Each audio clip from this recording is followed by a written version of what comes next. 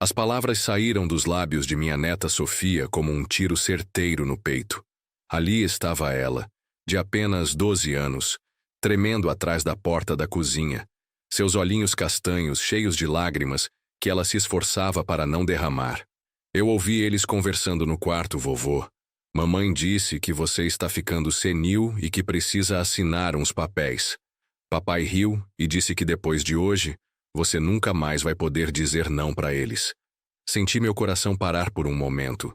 52 anos de trabalho honesto, 43 anos construindo uma empresa de logística que hoje vale milhões, 20 anos criando meu filho Ricardo, depois que minha esposa Helena morreu de câncer. E era assim que ele retribuía tudo? Peguei Sofia no colo, sentindo suas mãos pequenas tremendo contra meu pescoço. Não se preocupe, minha flor. Sussurrei em seu ouvido. O vovô sabe exatamente o que fazer. Mas por dentro, algo havia quebrado. Não, meu coração. Esse já havia se calejado com todas as decepções que Ricardo me deu ao longo dos anos. O que quebrou foi a última esperança de que meu filho pudesse ter um pingo de decência. O sacrifício de uma vida inteira para entender a traição que estava por vir naquela noite. Você precisa conhecer a história completa. Meu nome é Alberto Santos, tenho 67 anos, e construí minha vida tijolo por tijolo, suor por suor. Comecei com um único caminhão usado em 1972, quando Ricardo tinha apenas 2 anos. Helena bordava enxovais em casa para complementar nossa renda, enquanto eu fazia entregas de madrugada para conseguir pagar o aluguel de nosso quartinho na Vila Madalena. Lembro do cheiro de café forte que ela fazia às 4 da manhã, quando eu saía para as primeiras rotas do dia. O negócio cresceu devagar, mas com solidez. Cada caminhão novo era uma conquista suada. Cada funcionário contratado representava uma família que eu ajudava a sustentar. Em 1987, já tínhamos uma frota de 15 veículos e uma reputação impecável no mercado paulista. Foi nesse mesmo ano que Helena descobriu o câncer de mama. O mundo desmoronou. Vendi 2 caminhões para pagar os melhores médicos particulares. Trabalhava de dia e ficava no hospital de noite, segurando sua mão enquanto ela dormia sedada pela quimioterapia. Ricardo tinha 17 anos e estava mais interessado em impressionar as garotas da escola com o dinheiro do pai do que em apoiar a família. Quando Helena morreu, em março de 1989, ele não derramou uma lágrima sequer. Na hora do velório, perguntou se podia pegar emprestado o carro para sair com os amigos. Mesmo assim, nunca deixei faltar nada para ele. Paguei os melhores colégios particulares, 2.800 mensais no Colégio São Luís. Na época, uma fortuna. Comprei seu primeiro carro aos 18 anos. Um Corolla 1994, zerinho, que custou R$48 mil. Quando ele disse que queria cursar administração na Fundação Getúlio Vargas, não hesitei em pagar os 1.200 mensais da mensalidade. Cada real investido nele era retirado dos lucros da empresa. Enquanto meus funcionários me viam economizando no almoço, comprando marmita de R$3,50 na esquina, eu gastava fortunas com seu futuro. Durante a faculdade, Ricardo mal aparecia em casa. Quando aparecia, era só para pedir dinheiro. Pai, preciso de 500 HORs para um trabalho da faculdade. Pai, os caras estão organizando uma viagem para Cancún, só 2.000 HORs. Pai, minha namorada está grávida, preciso de 1.500 HORs para resolver a situação. Cada pedido era uma punhalada, mas eu sempre cedia. Afinal, era meu único filho, o único que restou da família que Helena e eu sonhamos construir juntos. Quando se formou, em 1999, ofereci para ele um cargo de diretor na empresa. Salário inicial, R$8.000 mensais, mais participação nos lucros. Na época era mais do que muitos executivos experientes ganhavam. Sua resposta? Pai, isso é empresa de caminhoneiro. Eu estudei na FGV para coisas maiores. Ele foi trabalhar numa multinacional, ganhando R$4.000 mensais. O orgulho era mais importante que o dinheiro, pelo menos até descobrir que o mundo corporativo não era tão fácil quanto imaginava. 3 anos depois, voltou de rabo entre as pernas. Pai, Pode me dar uma oportunidade na empresa? Claro que pude. Aumentei o salário para 12.000 reais mensais. Afinal, agora ele tinha experiência. Os sinais de quem ele realmente era. Ricardo se casou com Patrícia em 2003. Ela era uma mulher bonita, elegante, formada em marketing pela Mackenzie. Vinha de uma família de classe média alta, que sempre olhou nossa origem com certo desdém mal disfarçado. A primeira vez que a trouxe para jantar em casa, notei como ela examinou cada detalhe da decoração com olhos críticos. A sala de estar com móveis comprados na década de 80, as cortinas que Helena havia escolhido com tanto carinho, a mesa de jantar simples onde nossa família havia compartilhado milhares de refeições. Seu pai tem um gosto bem característico. Ela sussurrou para Ricardo quando pensou que eu não estava ouvindo. Ele riu baixinho e concordou. Ele é meio caipira mesmo. Mas você vai se acostumar. Caipira. Meu próprio filho me chamou de caipira. O casamento foi um evento de 180.000 reais. Quem pagou? Eu, é claro. 300 convidados no buffet colonial, no Morumbi. Patrícia queria tudo do mais fino. Flores importadas, menu degustação, orquestra de 16 músicos. Cada detalhe custava uma fortuna, mas não reclamei. Era o casamento do meu único filho. Na festa me senti um estranho. Os amigos de Patrícia me cumprimentavam com aquele sorriso forçado que ricos usam para lidar com pessoas que consideram inferiores. Ouvi conversas sussurradas sobre o sogro caminhoneiro e, que pena que o Ricardo não herdou a elegância da família dela. Mas o que mais me doeu foi ver Ricardo concordando com tudo. Quando alguém fazia um comentário depreciativo sobre minha origem, ele ria junto. Quando perguntavam sobre a empresa, ele dizia que estava transitoriamente ali, mas que logo partiria para projetos maiores. Depois da lua de mel, uma viagem de 35.000 reais para a Europa, que também paguei, eles voltaram com planos grandiosos. Queriam uma casa no Alto de Pinheiros. Não qualquer casa, uma mansão de 2,8 milhões. Pai, é um investimento, Ricardo argumentou. Com o tempo, vai se valorizar. Além disso, Patrícia está grávida. Precisamos de um lar digno para criar nosso filho. Meu primeiro neto. Como eu poderia negar? Vendi 4 caminhões e contraí um empréstimo bancário para completar o valor. Às noites ficava acordado fazendo contas, tentando entender como pagaria todas as prestações sem comprometer a empresa. Mas valia a pena. Meu neto cresceria numa casa bonita, com todas as oportunidades que eu não tive. Sofia nasceu em dezembro de 2004. Ela era perfeita. Olhinhos espertos, sorriso que iluminava qualquer ambiente, uma curiosidade natural que me lembrava da Helena. Desde o primeiro momento, soube que faria qualquer coisa por aquela menina.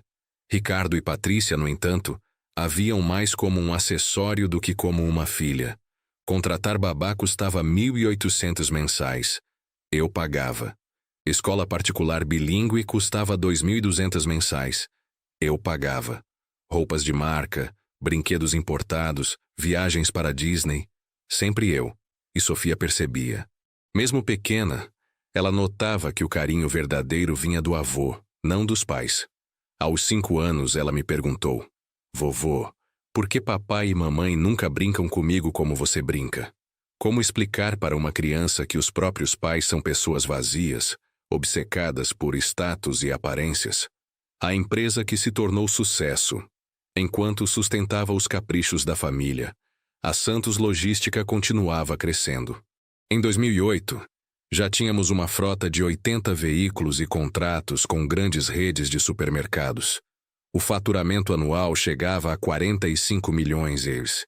Ricardo ocupava oficialmente o cargo de diretor comercial, mas na prática, era eu quem fechava os grandes contratos. Ele preferia usar o tempo organizando almoços executivos caros e viagens a feiras do setor, que mais pareciam turismo disfarçado. Patrícia nunca trabalhou um dia sequer, mas vivia dando palpites sobre como a empresa deveria ser gerenciada. Alberto, dizia ela, usando meu nome de forma deliberadamente formal, você precisa modernizar sua imagem. Empresa do século XXI, Não pode ter cara de transportadora de bairro. Ela insistia que mudássemos a sede para um prédio comercial no Itaim Bibi, que custaria 28 mil mensais de aluguel. É questão de marketing, sogro. Clientes importantes precisam ver que vocês têm classe. Sempre vocês, nunca nós. Como se ela fosse uma consultora externa, não parte da família. Em 2012, um grande grupo de varejo nos procurou para ser o fornecedor exclusivo de logística em São Paulo. O contrato valia 120 milhões de reais ao longo de 5 anos. Eu passei meses negociando cada detalhe, visitando armazéns, estudando rotas, ajustando preços. Quando assinamos o acordo, Ricardo fez questão de aparecer na foto do jornal especializado. A matéria o apresentava como o jovem executivo responsável pelo maior contrato da história da Santos Logística. Meu nome aparecia como fundador da empresa, como se eu fosse apenas uma figura decorativa do passado. Naquela noite, Sofia, então com 8 anos, me encontrou lendo a matéria na mesa da cozinha. Vovô, por que você está triste? Ela perguntou, subindo no meu colo. Não estou triste, minha flor. Menti. Estou orgulhoso do papai. Mas você que fez o contrato, né? Eu vi você trabalhando de noite nos papéis. Sua inocência cortou meu coração como uma navalha. A ingratidão se torna crueldade com o sucesso do grande contrato. Ricardo e Patrícia se sentiram definitivamente superiores. Mudaram-se para uma casa ainda maior, em Alphaville, custando 4,5 milhões. Desta vez, nem se preocuparam em pedir minha opinião. Simplesmente apresentaram o fato consumado e esperaram que eu pagasse. Pai, é melhor para Sofia, Ricardo justificou. Alphaville tem segurança, boas escolas, ambiente familiar adequado. Você quer o melhor para sua neta, não quer? É claro que queria. Vendi mais caminhões, contraí outro empréstimo e financiei mais uma fantasia de grandeza dos dois. Mas o preço foi além do dinheiro. Com Sofia morando tão longe, nossas visitas ficaram raras. Ricardo sempre tinha uma desculpa. Pai, hoje não dá. Sofia tem aula de equitação.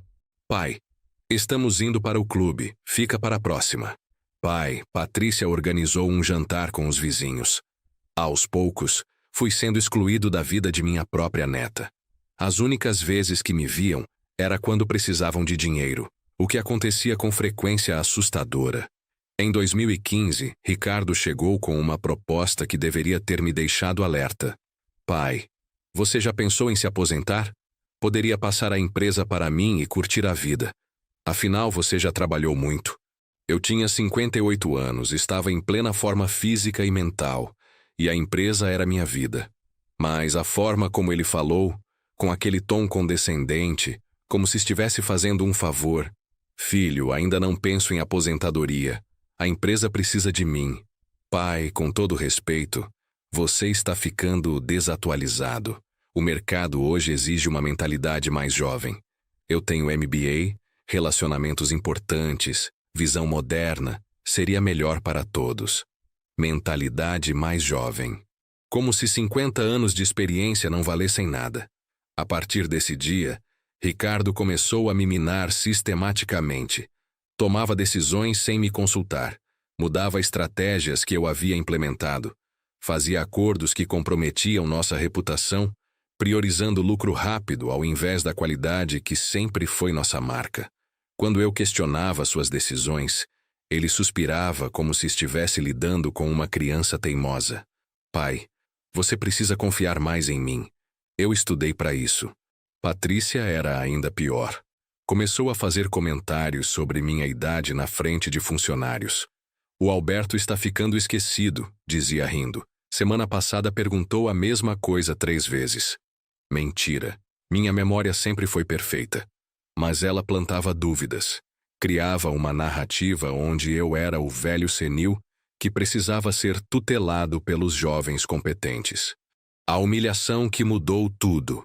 O momento que quebrou definitivamente nossa relação aconteceu na festa de 15 anos da filha de um cliente importante, em março de 2018. Eu havia sido convidado pessoalmente pelo dono da rede de supermercados.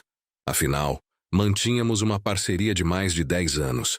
Ricardo e Patrícia ficaram visivelmente desconfortáveis quando descobriram que eu também iria. Na festa, me posicionei discretamente numa mesa lateral, observando meu filho networking com outros empresários. Até que ouvi a conversa que me destruiu. Um grupo de executivos estava discutindo sucessão familiar em empresas. Ricardo, visivelmente embriagado, resolveu participar. Vocês não imaginam como é difícil lidar com pai caipira, ele disse, rindo alto. O meu ainda acha que entende de negócios. Fica dando palpite, querendo mostrar serviço. É constrangedor. Pelo menos você vai herdar a empresa, e comentou o outro. Herdar? Cara, eu já comando tudo há anos. O velho só não percebeu ainda. Aliás, estamos providenciando para que ele assine uma procuração geral. Por questões de, digamos, segurança jurídica. Eles riram. Todos riram. Patrícia completou. Coitado do Alberto. Às vezes dá até pena. Ele se esforça tanto para parecer relevante. Mas é a vida, né? Uma hora a juventude precisa assumir o comando. Senti como se tivesse levado um soco no estômago. Ali estava meu filho, alcoolizado numa festa, ridicularizando publicamente o homem que sacrificou tudo por ele, e planejando me roubar. Saí da festa sem me despedir. Cheguei em casa, minha casa simples na Vila Madalena, onde ainda morava por escolha, e fiquei sentado na poltrona onde Helena costumava bordar, tentando processar o que havia ouvido. Procuração geral. Eles queriam que eu assinasse um documento que lhes daria controle total sobre todos os meus bens. E estavam planejando isso como se fosse a coisa mais natural do mundo. A revelação da neta. 3 meses depois daquela festa, Sofia apareceu na minha casa. Tinha conseguido convencer a babá a trazê-la para uma visita rápida ao vovô. Ela estava diferente, mais séria, mais preocupada. Depois do almoço, enquanto brincávamos no quintal, ela me fez uma pergunta que me gelou. Vovô, você confia no papai e na mamãe? Por que pergunta isso, minha flor? Porque eu ouço eles conversando. Sempre sobre você, sobre dinheiro, sobre papéis que você precisa assinar. Seus olhinhos se encheram de lágrimas. Eles falam como se você fosse burro. Sentei ao lado dela no balanço que havia construído anos atrás. O que mais você ouve, Sofia? Mamãe disse que você está ficando velho demais para cuidar do dinheiro. Papai disse que vai ser melhor quando vocês forem responsáveis por tudo. E ontem, ela hesitou. Ontem eu ouvi mamãe falando no telefone com a vovó dela. Ela disse que depois de hoje à noite, nunca mais precisariam pedir nada para você. Hoje à noite. Meu coração disparou. Sofia, eles marcaram alguma reunião comigo para hoje? Papai disse que vocês vão ter uma conversa importante depois do jantar. Disse que você vai assinar uns papéis que vão fazer tudo ficar mais fácil. A procuração. Eles finalmente iam tentar. Abracei minha neta, sentindo sua cabeça pequena apoiada no meu peito. Não se preocupe, minha flor. O vovô sabe exatamente o que fazer. Mas por dentro, eu estava planejando algo que eles jamais esperariam. A armadilha se prepara naquela tarde. Depois que Sofia voltou para casa, liguei para meu advogado, Dr. Henrique Monteiro. Ele me representava há mais de 20 anos e conhecia toda a história da família. Dr. Henrique, preciso de sua ajuda urgentemente. Meu filho vai tentar me forçar a assinar uma procuração geral hoje à noite. Expliquei toda a situação. Dr. Henrique ficou horrorizado. Alberto, isso é tentativa de estelionato familiar. Podemos tomar medidas legais imediatas. Não quero medidas legais, doutor. Quero algo melhor. Quero que eles se enforcassem com a própria corda. Passamos 2 horas ao telefone elaborando um plano. Dr. Henrique prepararia documentos falsos. Uma procuração que aparentava dar poderes totais para Ricardo, mas que na realidade era juridicamente inválida. Além disso, ele traria equipamentos de gravação para registrar toda a conversa. Alberto, tem certeza disso? É seu único filho. Doutor, meu único filho morreu há muito tempo. O que sobrou é um estranho que usa meu sobrenome. Às 7 da noite, Ricardo e Patrícia chegaram para o jantar. Vieram sozinhos. Sofia havia ficado com a babá para não atrapalhar a conversa de adultos. Patrícia trouxe uma lasanha congelada comprada no supermercado. Pensei em facilitar para você, sogro. Cozinhar está ficando difícil na sua idade, né? Eu tinha cozinhado para centenas de pessoas ao longo da vida. Fazia os melhores pratos da culinária italiana que minha avó me ensinou. Mas ela assumiu que eu estava incapaz, como assumia tudo sobre mim. Durante o jantar, eles foram excepcionalmente gentis. Ricardo contou histórias da empresa, elogiou minha experiência histórica, disse como era privilegiado por ter um pai tão sábio. Patrícia concordava com tudo, acrescentando comentários sobre como eu merecia descansar e aproveitar os anos dourados sem as preocupações do negócio. Cada palavra era uma mentira ensaiada, cada sorriso, uma máscara ensaiada. Depois da sobremesa, Ricardo assumiu um tom mais sério. Pai, queremos conversar sobre uma questão importante. Patrícia e eu estivemos pensando sobre seu futuro. Meu futuro? Sim. Você construiu uma empresa maravilhosa, trabalhou a vida toda. Merece descanso, segurança, tranquilidade. Ele puxou uma pasta da bolsa. Por isso, preparamos alguns documentos que vão garantir que você nunca precise se preocupar com burocracias novamente. Patrícia completou. É uma procuração moderna, Alberto. Vai permitir que Ricardo cuide de todos os aspectos legais e financeiros, deixando você livre para curtir a vida. Ricardo abriu os documentos na mesa. Eram dezenas de páginas em linguagem jurídica complexa. Você só precisa assinar aqui, aqui e aqui, ele disse apontando para espaços marcados com post-its amarelos. Posso ler antes? Claro, pai, mas é tudo padrão. Dr. Carvalho preparou tudo de acordo com as melhores práticas. Você confia em mim, não confia? Era a pergunta perfeita. A pergunta que me deu a deixa para a performance da minha vida. A performance que mudaria tudo. Peguei os documentos e comecei a ler. Na verdade, estava apenas passando os olhos pelas páginas, fazendo algumas expressões de confusão e cansaço que eles esperariam de um velho senil. Ricardo, essa linguagem é muito complicada. Você pode me explicar de uma forma mais simples? Ele trocou um olhar vitorioso com Patrícia. É simples, pai. Você está me dando autorização para gerenciar seus bens enquanto você se diverte. Como um gerente de patrimônio. Mas eu continuo sendo o dono de tudo? Claro, você é o dono. Eu sou apenas o administrador. Nada muda, apenas fica mais organizado. Mentira número 1. E se eu quiser vender alguma coisa? Você pode. Só vai precisar me avisar antes, para questões de planejamento tributário. É melhor para você. Mentira número 2. E Sofia? Como fica a herança dela? Pai, você nem precisa se preocupar com isso agora. Quando chegar a hora, tudo será resolvido da melhor forma possível. Mentira número 3. Fingir ser vítima era mais difícil do que imaginava. Cada fibra do meu ser queria explodir, gritar, expulsar aqueles 2 parasitas da minha casa. Mas eu precisava que eles se revelassem completamente. Tem certeza de que é a coisa certa a fazer?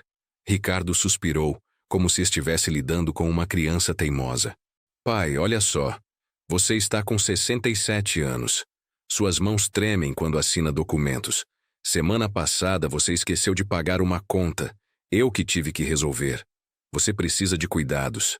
Minhas mãos não tremiam.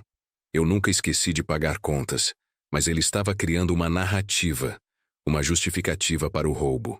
Patrícia se inclinou na minha direção com um sorriso condescendente. Alberto, você criou uma família linda. Agora deixa a família cuidar de você. É natural. Mas e se eu mudar de ideia depois? Ricardo perdeu um pouco da paciência fingida. Pai, uma procuração não é algo que você muda toda hora como troca de roupa. É um documento sério para pessoas sérias.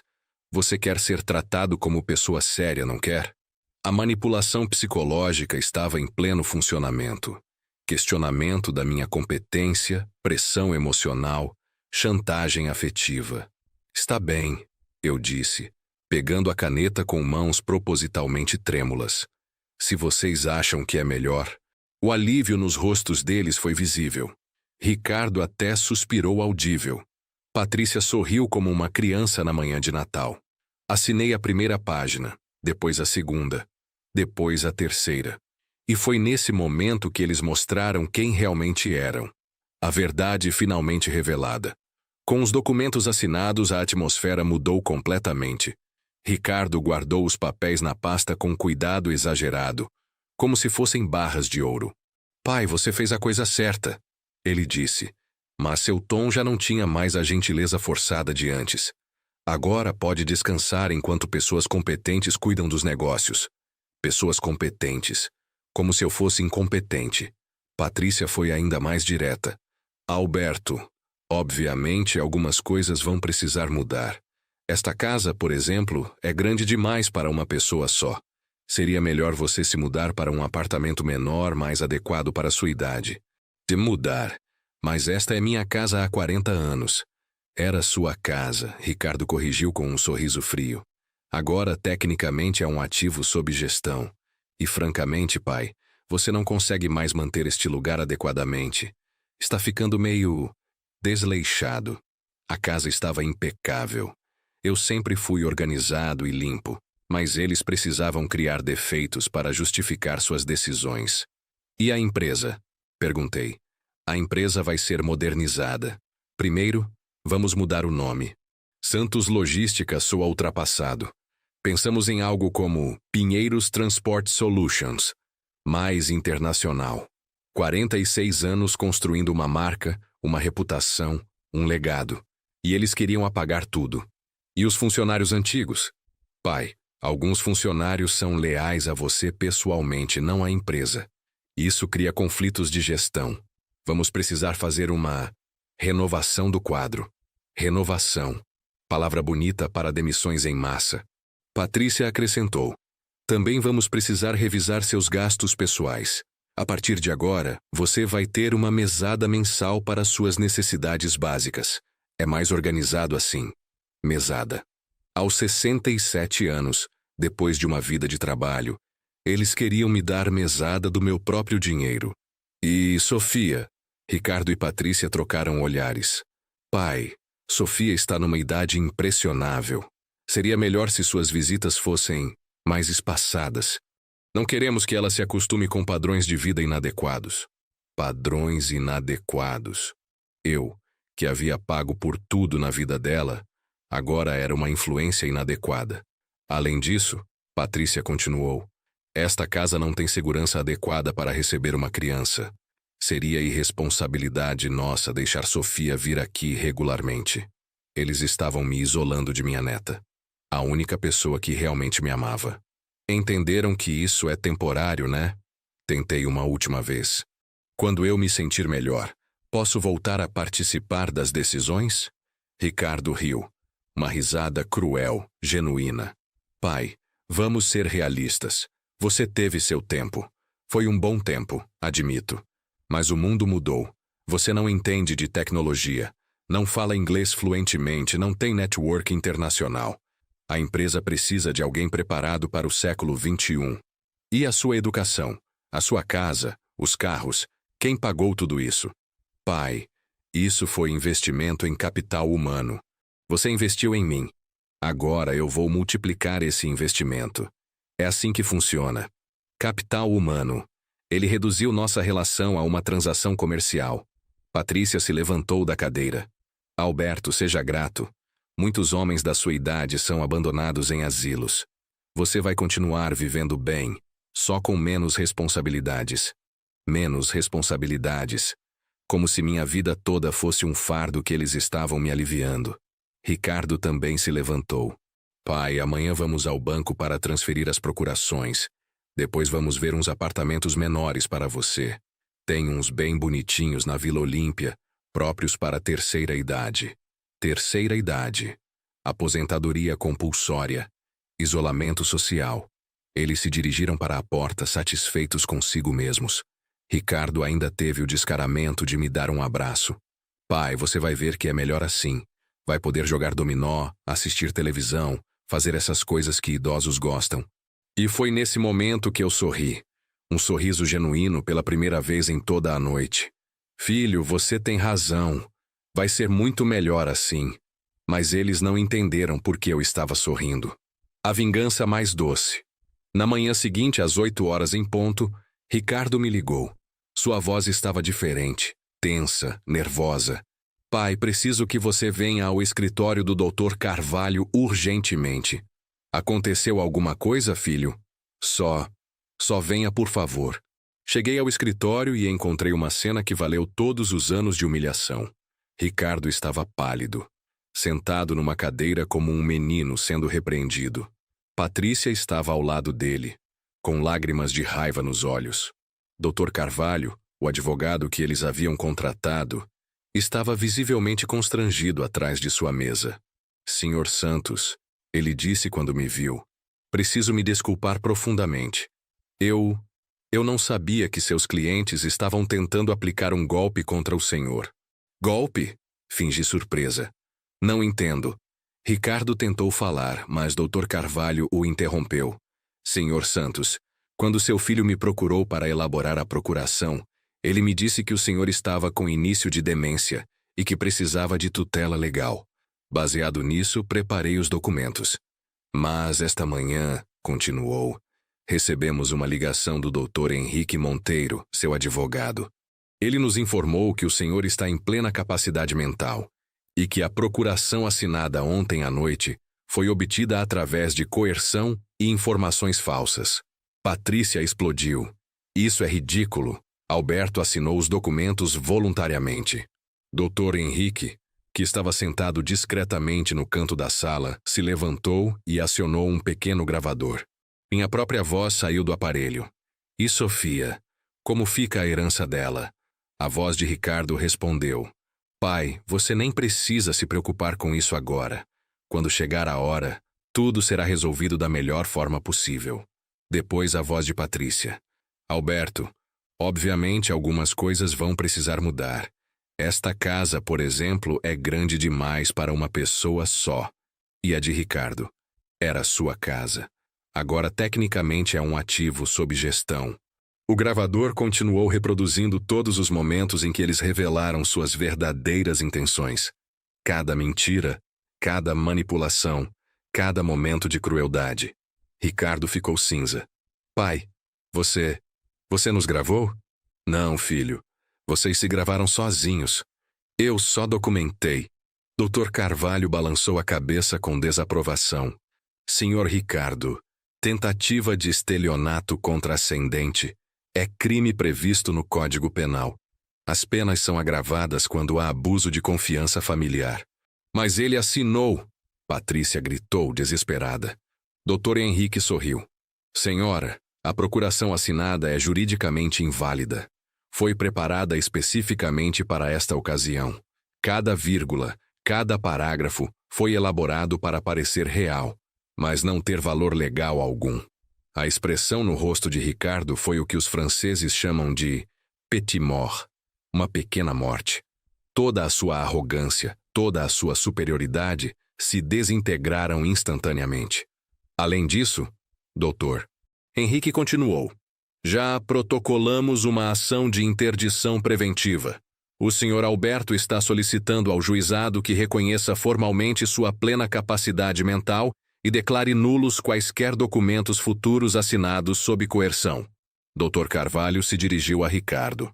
Senhor Ricardo, meu escritório não pode mais representá-lo nesta questão. Na verdade, somos obrigados a comunicar às autoridades competentes a tentativa de crime que presenciamos. Ricardo tentou uma última cartada. Pai, isso é mal entendido. Nós só queríamos ajudar. Eu me levantei devagar, sentindo o peso de todos os anos de desrespeito saindo dos meus ombros. Filho, ontem à noite vocês me mostraram exatamente quem são. Chamaram-me de incompetente, desleixado, inadequado. Planejaram roubar minha empresa, vender minha casa, afastar-me de minha neta. Fizeram isso com sorrisos no rosto, como se fosse um favor. Minha voz estava calmamente furiosa. Vocês acham que construí uma empresa de 45 milhões sendo burro? Acham que sobrevivi no mercado por 50 anos sendo ingênuo? Patrícia tentou chorar.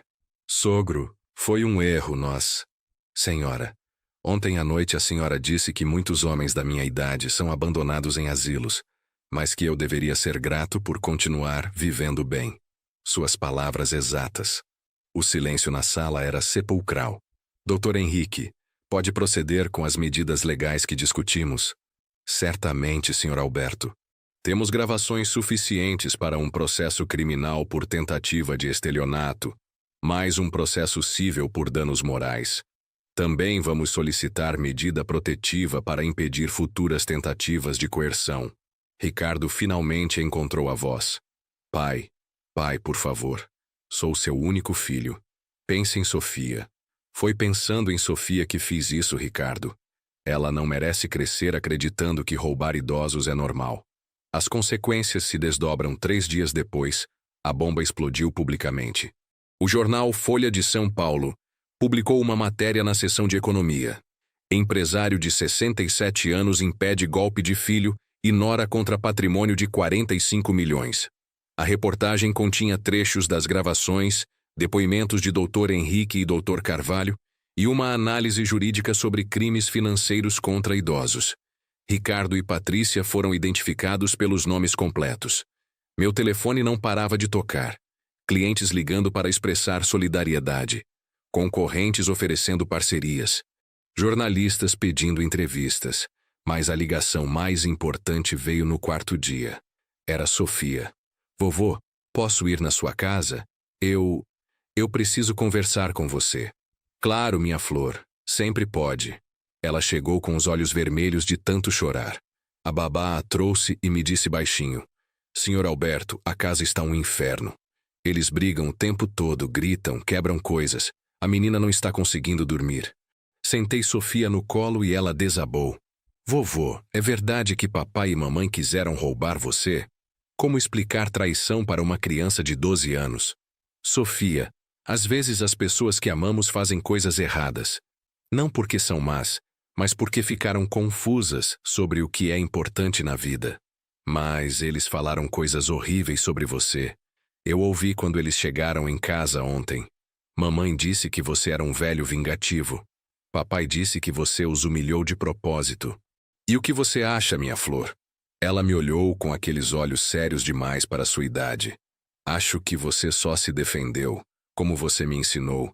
A gente não briga, mas também não deixa ninguém nos maltratar. Meu coração quase parou.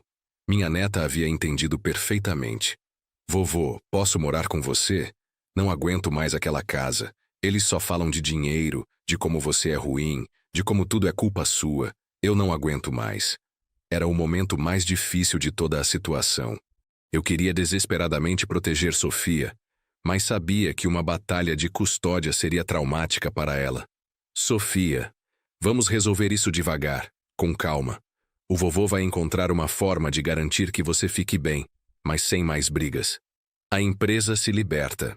Enquanto isso, na Santos Logística, os funcionários estavam eufóricos. A notícia de que Ricardo não assumiria o controle se espalhou como fogo. João, meu gerente de operações há 20 anos, me procurou no dia seguinte. Seu Alberto, todos nós queríamos agradecer. O senhor salvou não só o senhor mesmo, mas todos os nossos empregos. Como assim, João? Sabe aquele plano de modernização que o senhor Ricardo estava preparando? Conseguimos uma cópia. Ele ia demitir 60% dos funcionários antigos nos primeiros 6 meses. Dizia que éramos leais demais ao fundador e que isso atrapalhava a nova gestão. 60%. Eram famílias inteiras que dependiam daqueles empregos. Pessoas que trabalhavam comigo há décadas, que me ajudaram a construir tudo. Além disso, João continuou, ele já tinha conversas avançadas para vender a frota e terceirizar tudo. A Santos Logística ia virar só uma marca. Sem caminhões próprios. Sem funcionários próprios. Tudo ia ser destruído. 50 anos de construção transformados em especulação financeira. Naquele momento, tomei uma decisão que mudaria não só minha vida, mas o futuro da empresa. Convoquei todos os funcionários para uma reunião extraordinária. 80 pessoas se reuniram no galpão principal. Motoristas, mecânicos, pessoal administrativo, supervisores. Pessoal, vocês sabem o que aconteceu nos últimos dias. Vocês sabem que meu filho tentou tomar controle da empresa para destruir tudo que construímos juntos. Murmúrios de aprovação. Por isso decidi fazer algo que deveria ter feito há muito tempo. Vou transformar a Santos Logística numa cooperativa. Cada funcionário com mais de 5 anos de casa vai se tornar sócio proprietário. O silêncio foi absoluto por 3 segundos. Depois explodiu em aplausos, gritos de alegria, abraços. Isso significa, continuei quando a comemoração diminuiu, que vocês vão participar dos lucros, das decisões importantes, do futuro da empresa. E principalmente significa que nunca mais alguém poderá chegar aqui e destruir nosso trabalho. João estava chorando. Maria, da contabilidade, estava chorando. Até seu Antônio, o motorista mais antigo, um homem de pedra de 65 anos, estava com os olhos úmidos. A família se redefine. 2 semanas depois recebi um documento oficial pelos Correios. Era uma petição judicial de Ricardo e Patrícia solicitando minha interdição por incapacidade mental superveniente e comportamento errático. Doutor. Henrique riu quando mostrei o documento. Alberto, eles não desistem mesmo. Querem reverter o jogo alegando que você perdeu a razão. E podem conseguir? Não com as provas que temos. Mas vamos precisar de uma avaliação psiquiátrica oficial. É procedimento padrão. Fiz a avaliação com 3 especialistas diferentes. Todos confirmaram o que eu já sabia. Estava em perfeita saúde mental, com capacidade cognitiva superior à média para a minha idade. O laudo psiquiátrico foi devastador para as pretensões de Ricardo. Dizia textualmente: o avaliado demonstra memória excepcional, capacidade de raciocínio lógico preservada, habilidades executivas intactas e personalidade estável. Não há evidências de declínio cognitivo, demência, ou qualquer condição que comprometeria sua capacidade de tomar decisões. Quando os laudos chegaram ao juiz, a petição de interdição foi não apenas rejeitada, mas Ricardo e Patrícia foram multados em 50 raios. Brasileira 0 por litigância de má-fé. Mas a verdadeira vitória veio 3 dias depois. Sofia apareceu na minha casa com uma mochila nas costas. Vovô, conversei com a mamãe e o papai. Disse que quero passar as férias escolares inteiras com você. 2 meses completos. E eles concordaram? Não tinham escolha. Falei que se eles não deixassem, eu ia contar para o juiz como eles falam de você em casa, como me proíbem de te visitar, como usam mentiras para me afastar de você. Minha neta de 12 anos havia aprendido a se defender. Além disso, ela continuou com um sorriso maroto. Disse para eles que você é rico e famoso agora, que sai no jornal, que todo mundo fala bem de você. Aí a mamãe ficou interessada em não brigar. Patrícia, sempre calculista, percebeu que associar-se a um vencedor era melhor que se manter inimiga dele. A cooperativa floresce. 6 meses depois, a Santos Logística Cooperativa estava funcionando perfeitamente. O faturamento havia crescido 35%. Os funcionários estavam mais motivados que nunca. E novos contratos chegavam toda semana. João foi eleito presidente do Conselho Administrativo. Maria se tornou diretora financeira. Eu permaneci como diretor-geral, mas agora com 79 sócios trabalhadores tomando as decisões junto comigo. A cooperativa implementou uma política revolucionária. 40% dos lucros eram distribuídos entre os cooperados, 30% eram reinvestidos na empresa, 20% iam para um fundo de aposentadoria complementar e 10% para um fundo de assistência social para funcionários em dificuldades. Era o capitalismo com face humana que eu sempre sonhei. Ricardo tentou uma última cartada. Ofereceu seus serviços como consultor externo para a cooperativa. A resposta foi unânime. Não. Obrigado. Ele e Patrícia tiveram que vender a mansão de Alphaville. Os gastos com advogados, as multas judiciais e principalmente a perda da expectativa de herança os forçaram a reduzir drasticamente o padrão de vida. Compraram um apartamento de 3 quartos em Osasco. Ricardo conseguiu emprego numa transportadora concorrente, como gerente de operações, não como diretor. O salário era 1/3 do que ele ganhava comigo. Patrícia teve que procurar trabalho pela primeira vez em 15 anos. Virou coordenadora de marketing numa empresa pequena, ganhando 4.500 mensais. A vida real finalmente os alcançou. O relacionamento com Sofia se fortalece. Durante as férias que Sofia passou comigo, reconstruímos completamente nosso relacionamento. Eu a ensinei a cozinhar os pratos tradicionais da família, contei histórias da avó Helena, mostrei fotos antigas, expliquei como funcionava a empresa. Ela se interessou especialmente pela parte administrativa. Vovô, quero aprender a mexer com números como você. Comprei livros de matemática financeira adequados para sua idade. Ensinei planilhas básicas, expliquei como funcionavam contratos e margens de lucro. Sofia era inteligente como a avó e determinada como eu. Aos 12 anos já sabia mais sobre gestão empresarial que muitos adultos. Vovô, quando eu crescer quero trabalhar na cooperativa. Posso? Minha flor. Quando você crescer, se ainda quiser e se os cooperados concordarem, claro que pode. E se o papai quiser voltar também? Era uma pergunta difícil, mas eu respondi com honestidade. Sofia, seu pai sempre será meu filho, e esta porta nunca estará fechada para ele. Mas ele precisa provar que mudou, que entende o valor do trabalho honesto e do respeito pelas pessoas. Você acha que ele vai mudar? Não sei, minha flor. Mas se mudar, será bem-vindo. Família é família, mesmo quando machuca a gente. As lições do perdão. 1 ano depois de todo o drama, Sofia me procurou com uma proposta inesperada. Vovô, acho que devíamos convidar papai e mamãe para almoçar aqui. Eles estão diferentes. Diferentes como? Mais quietos, mais tristes. Papai perdeu muito peso, trabalha até tarde. Nunca reclama de nada. Mamãe parou de comprar roupas caras, faz comida em casa, economiza em tudo. A vida havia ensinado o que eu nunca consegui ensinar. E você acha que é uma boa ideia, minha flor? Acho que todo mundo merece uma segunda chance. Você mesmo me ensinou isso. No domingo seguinte, Ricardo e Patrícia vieram almoçar. Eles estavam realmente diferentes. Menos arrogantes, mais humildes, visivelmente constrangidos. Ricardo mal conseguia me olhar nos olhos. Pai, eu não sei nem por onde começar. Comece pelo começo, filho. Pai, eu fui um idiota. Pior que idiota. Fui cruel, ingrato, ganancioso.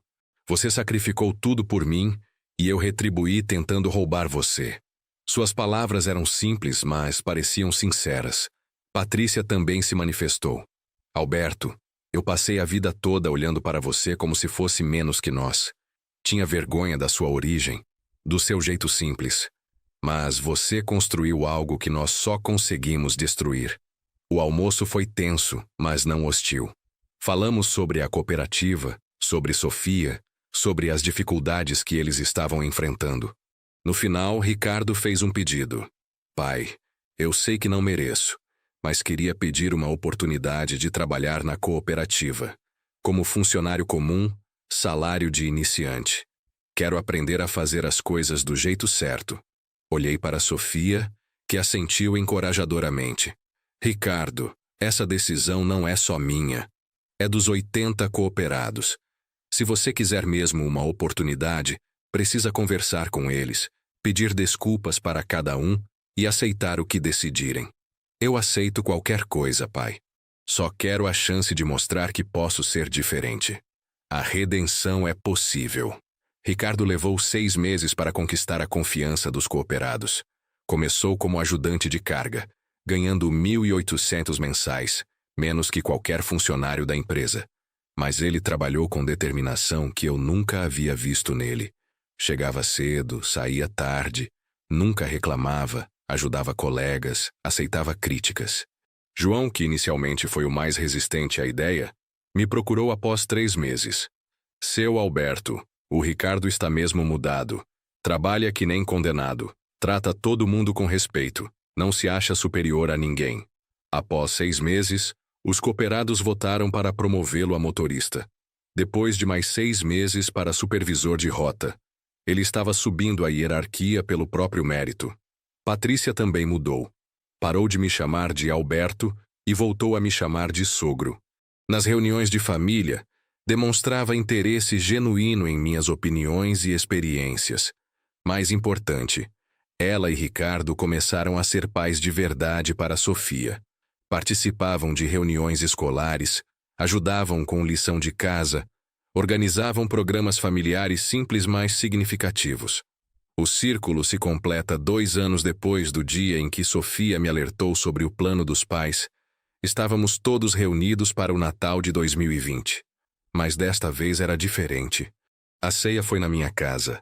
A mesma casa que eles haviam chamado de inadequada.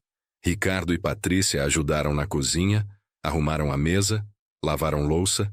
Sofia, agora com 14 anos, havia se tornado uma adolescente brilhante e equilibrada. Tirava notas excelentes, falava 3 idiomas e já demonstrava talento natural para negócios. Durante a ceia, Ricardo levantou o copo. Pai, quero fazer um brinde. Há 2 anos eu era um homem perdido, ganancioso, que quase destruiu a família mais importante da minha vida. Hoje, graças à sua sabedoria e à sua generosidade, estou aprendendo a ser o homem que sempre deveria ter sido. Patrícia completou. Sogro, o Senhor nos ensinou que dignidade não tem preço, que trabalho honesto vale mais que dinheiro fácil e que família verdadeira se constrói com amor e respeito, não com interesse. Sofia sorriu. Vovô, obrigada por me ensinar que às vezes a coisa mais corajosa que podemos fazer é defender quem amamos, mesmo quando essa pessoa é a gente mesmo. Olhei para minha família real, não a fantasia que eu havia alimentado por décadas, e senti uma paz que não experimentava desde a morte de Helena. A Santos Logística Cooperativa estava prosperando. Ricardo havia se tornado um funcionário exemplar e um pai presente. Patrícia descobriu que simplicidade pode ser mais elegante que ostentação. Sofia crescia cercada de amor verdadeiro, não de privilégios vazios. E eu finalmente entendi que às vezes precisamos quebrar as coisas para reconstruí-las corretamente. Epílogo. As lições de uma vida. Hoje, aos 69 anos, acordo todas as manhãs sabendo que minha vida tem propósito. A cooperativa emprega 120 pessoas, todas elas sócias do negócio. Sofia está no 2º ano do ensino médio e já sabe que quer estudar administração. Mas desta vez para servir, não para se servir. Ricardo foi eleito pelos cooperados como diretor de operações. Ganha um salário justo, participa dos lucros como todos. E mais importante, tem o respeito genuíno dos colegas. Patrícia descobriu que é uma excelente professora de marketing digital. Montou um pequeno negócio próprio e está ajudando empresas familiares a se modernizarem sem perder suas essências.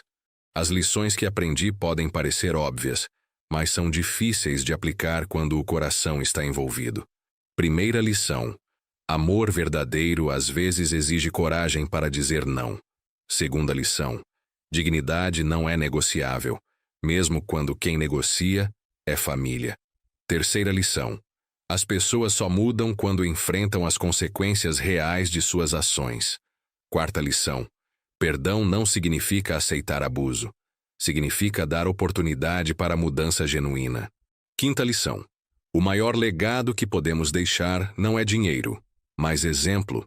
Se você está lendo esta história e se reconhece nela, seja como vítima de ingratidão familiar, seja como alguém que talvez tenha desrespeitado quem não deveria, saiba que nunca é tarde para fazer o que é certo. Eu passei 67 anos aprendendo que o amor incondicional não significa aceitar desrespeito incondicional. Aprendendo que generosidade não é sinônimo de subserviência.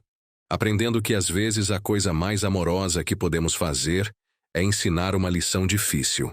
Minha neta Sofia sempre diz que eu sou seu herói, mas a verdade é que ela foi a minha heroína. Uma menina de 12 anos teve a coragem de me alertar sobre uma traição que eu estava cego demais para ver. E hoje, quando ela me pergunta sobre o futuro, eu respondo com certeza: minha flor. O futuro pertence a quem tem coragem para construí-lo com as próprias mãos. Porque no final das contas, essa é a única riqueza que realmente importa. A certeza de que fizemos por merecer tudo o que temos. Se você já teve que ser corajoso para defender sua dignidade, ou se aprendeu que o verdadeiro valor das pessoas se mostra nos momentos difíceis, Deixe sua história nos comentários abaixo. Todos nós temos batalhas silenciosas. E às vezes, o que precisamos é saber que não estamos sozinhos.